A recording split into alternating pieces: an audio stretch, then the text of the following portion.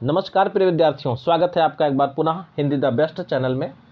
तो ये practice set श्रृंखला चल रही है यूपी टेट वालों की, और ये है सीडीपी से, बाल विकास से संबंधित। तो आज प्रैक्टिस सेट नंबर 3 आपके सामने है, और अभी ये क्विक प्रैक्टिस सेट कराया जा रहा है, इसमें विश्लेषण नहीं बताया जा रहा है। तो आप अपना स्कोर कमेंट के माध्यम से ज़रूर बताएँ, और कहाँ पर आपकी स्ट्रेंथ है और कहाँ आप अपने आप को वीक महसूस करते हो, यह भी कमेंट के माध्यम से अवगत कराते रहें। तो आइए शुरुआत करते हैं पहले प्रश्न से। पहला प्रश्न आपके सामने, स्मृत सीखी हुई वस्तु का सीधा उपयोग है। उपरोक्त कथन किसका है, यानी किस मनोवैज्ञानिक ने इसको कहा है। तो ऑप्शन ए कह रहा है McDougall, B Woodworth, C Ross और डी ड्रेवर। तो correct answer is going to option B Woodworth. Second question, निम्नलिखित में से कौन सी दशा या दशाएं ध्यान को आकर्षित करने की आंतरिक दशा नहीं हैं। तो ऑप्शन ए कह रहा उद्दीपन की स्थिति, बी आवश्यकता, सी यानी ऑप्शन ए और बी दोनों, और डी ऑप्शन ए और बी दोनों नहीं। डी में मित्रों नहीं रहेगा लास्ट में, कि ना तो एक सही है ना तो दो, और सी है दोनों है। तो सही आंसर जाएगा ऑप्शन ए के साथ, उद्दीपन की स्थिति। तीन प्रश्न, संवेग की उत्पत्ति किससे होती है। ऑप्शन ए कह रहा आदतों से, बी मूल प्रवृत्तियों से, सी शारीरिक विकास से, और डी संप्रत्ययों के निर्माण से। तो सही ऑप्शन है ऑप्शन बी, मूल प्रवृत्तियों से। 4 नंबर प्रश्न, अभिप्रेरणा के लिए अक्सर शब्द का भी प्रयोग किया जाता है। तो ऑप्शन ए कह रहा संवेग, बी आवश्यकता, सी भावना, और डी प्रत्यक्षीकरण। तो सही आंसर जाएगा ऑप्शन बी के साथ, आवश्यकता। 5वां प्रश्न, विद्यार्थियों में प्रत्यय विकास के निर्माण के लिए शिक्षक को क्या करना चाहिए, पूछा जा रहा है इसमें। तो ऑप्शन ए कह रहा कि शिक्षक विधि सरल से जटिल की ओर होनी चाहिए, और बी कह रहा है शिक्षक को विद्यार्थी को व्यापक अनुभव का अवसर प्रदान करना चाहिए, सी शिक्षक को विद्यार्थी को निर्मित प्रत्ययों के अंतरण का अवसर देना चाहिए, और डी शिक्षक को उपरोक्त सभी क्रियाएं करनी चाहिए। तो सही ऑप्शन है इसका, यानी सारी क्रियाएं करनी चाहिए। तो ऑप्शन गया डी के साथ। 6वां प्रश्न, फिर एक परिभाषा आ गई है, और आपको बताना है कि किस मनोवैज्ञानिक ने दिया है। ऑप्शन ए कह रहा चिंतन मानसिक क्रिया का ज्ञानात्मक पहलू है। तो ये परिभाषा किसने दी है आपको बताना है। तो ऑप्शन ए कह रहा वारन, बी रॉस, सी वैलेंटाइन, और डी स्किनर। तो सही ऑप्शन है इसका ऑप्शन बी, यह परिभाषा दी है रॉस ने। 7वां प्रश्न, कल्पना के विकास के लिए ऑप्शन ए कह रहा ज्ञानेंद्रियों को प्रशिक्षित करना चाहिए, बी कहानी सुनाना चाहिए, सी रचनात्मक प्रवृत्ति के विकास पर ध्यान देना चाहिए, और डी उपरोक्त सभी क्रियाएं करनी चाहिए। तो आंसर इसका सही है ऑप्शन डी, उपरोक्त सभी क्रियाएं करनी चाहिए। 8वां प्रश्न, बाल मनोविज्ञान के अनुसार शिक्षा के क्षेत्र में मुख्य स्थान है। ऑप्शन ए बालक का, बी अध्यापक का, सी अभिभावक का, और डी प्रशासक का। तो सही ऑप्शन जाएगा ऑप्शन ए। सही आंसर है ऑप्शन ए, बालक का, अर्थात बाल मनोविज्ञान के अनुसार शिक्षा के क्षेत्र में मुख्य स्थान बालक का होना चाहिए। 9वां प्रश्न, सामान्य से विशेष की तर्क की प्रक्रिया निम्न में से कौन सी पद्धति है। तो ऑप्शन ए कह रहा आगमनात्मक, और डी निगमनात्मक, और सी कह रहा है ए और बी दोनों, और डी कह रहा है इनमें से कोई नहीं। तो सही आंसर है ऑप्शन बी। ऐसी प्रक्रिया को कहते हैं निगमनात्मक, और अगर विशेष से सामान्य की ओर होता तो उसी को हम कहते हैं आगमनात्मक।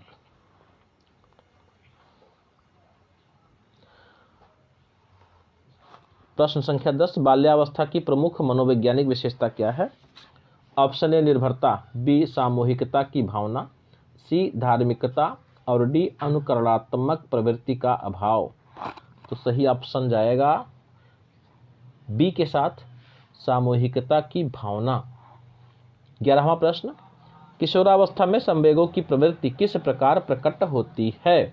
ऑप्शन ए प्रतिकूल पारिवारिक संबंध, बी व्यवसाय की समस्या और सी नई परिस्थिति के साथ समायोजन, डी उपरोक्त सभी। तो सही आंसर इसका है उपरोक्त सभी, यानी किशोरावस्था में संवेगों की प्रवृत्ति, प्रतिकूल पारिवारिक संबंध, व्यवसाय की समस्या, नई परिस्थिति के साथ समायोजन सब में दिखाई देती है। 12वां प्रश्न, 140 से अधिक बुद्धिलब्धि वाले बच्चों को किस श्रेणी में रखेंगे? ऑप्शन ए मूर्ख, बी मंदबुद्धि, सी सामान्य बुद्धि और डी प्रतिभाशाली। तो सही आंसर जाएगा ऑप्शन डी प्रतिभाशाली।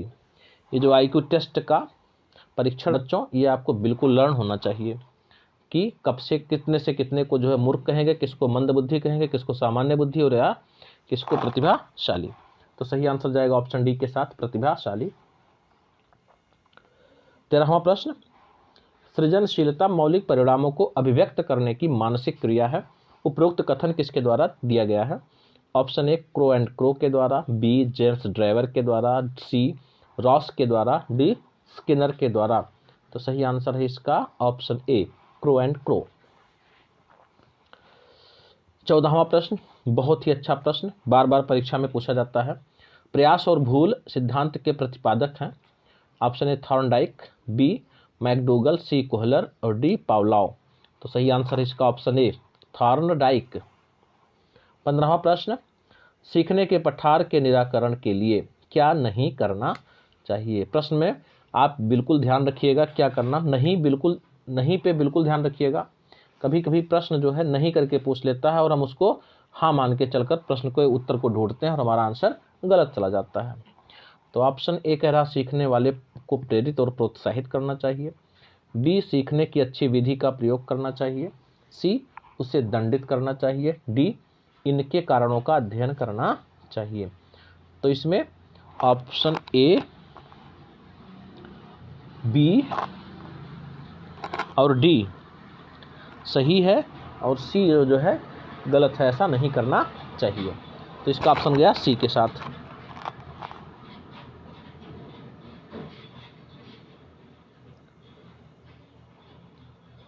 16वां प्रश्न, अनुबंधन की प्रक्रिया में प्रथम सोपान निम्नलिखित में से कौन सा है? ऑप्शन ए उत्तेजना, बी आवृत्ति, सी सामान्यीकरण और डी इनमें से कोई नहीं। तो सही आंसर है इसका ऑप्शन ए उत्तेजना। 17वां प्रश्न, निम्नलिखित में से कौन सा कथन सही नहीं है? ऑप्शन ए वंशानुक्रम माता पिता से संतान में गुणों का संचरण है, और बी है विकास प्रणाली प्राणी और उसके पर्यावरण की अंतःक्रिया का परिणाम है, और सी वंशानुक्रम में व्यक्ति की जन्मजात विशेषताओं का शोधन है, और डी माता पिता की शारीरिक और मानसिक विशेषताओं का संतानों में संतरित होना वंशानुक्रम है। तो इसमें जो सही ऑप्शन है, यानी जो कथन सही नहीं है, वह ऑप्शन सी वंशानुक्रम व्यक्ति की जन्मजात विशेषताओं का शोधन नहीं है। 18वां प्रश्न, साहचर्य के नियम है। ऑप्शन ए समानता का नियम, बी वैषम्य का नियम, सी समीपता का नियम और डी ये सभी। तो सही आंसर है इसका ऑप्शन सी समीपता का नियम। 19वां प्रश्न, गेट्स के अनुसार अनुभव द्वारा व्यवहार में परिवर्तन ही है। तो ऑप्शन ए है अभिप्रेरण, बी समायोजन, सी सीखना और डी चिंतन। तो सही आंसर जाएगा ऑप्शन सी के साथ सीखना।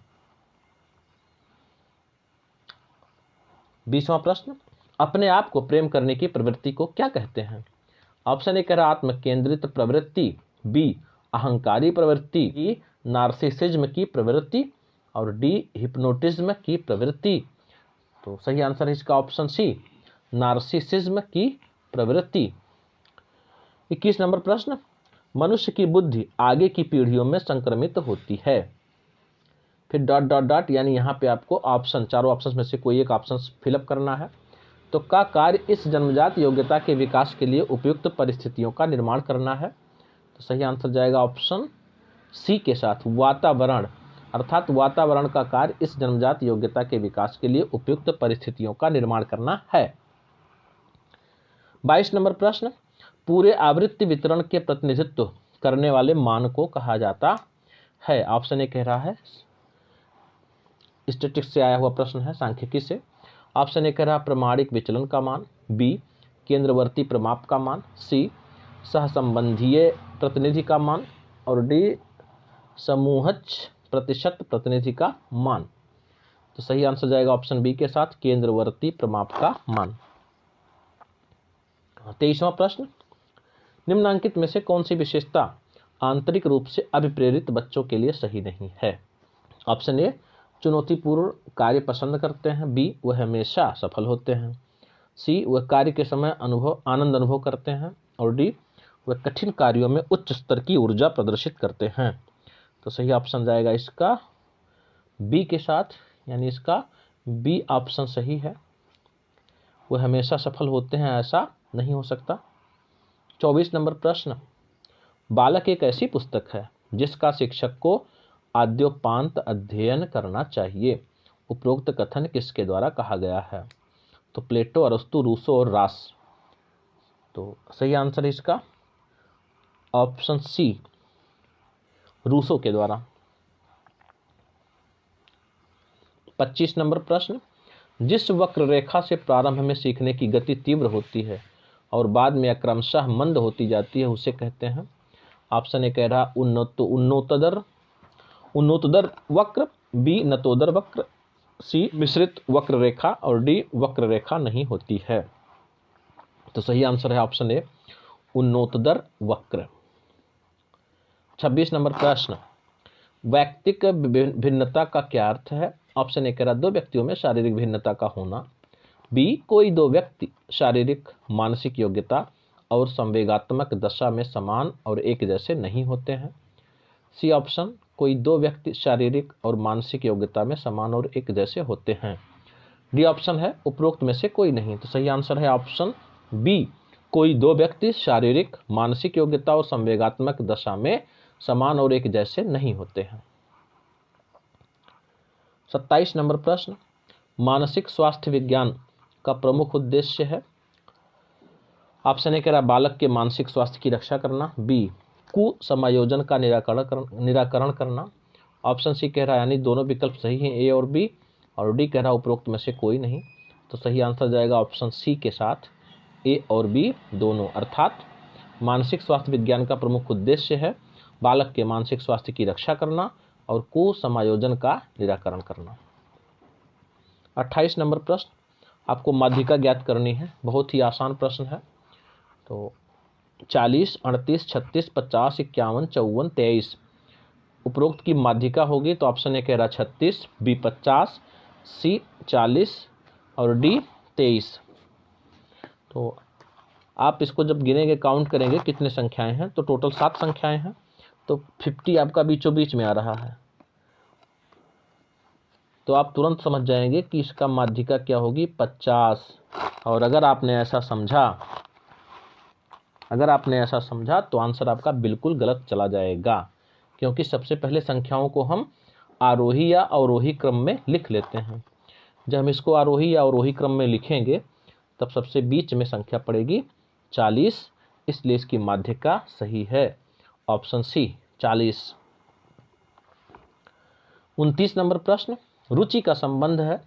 ऑप्शन ए योग्यता, बी अवधान, सी ए और बी दोनों, डी इनमें से कोई नहीं। तो सही आंसर जाएगा ऑप्शन बी के साथ, अवधान।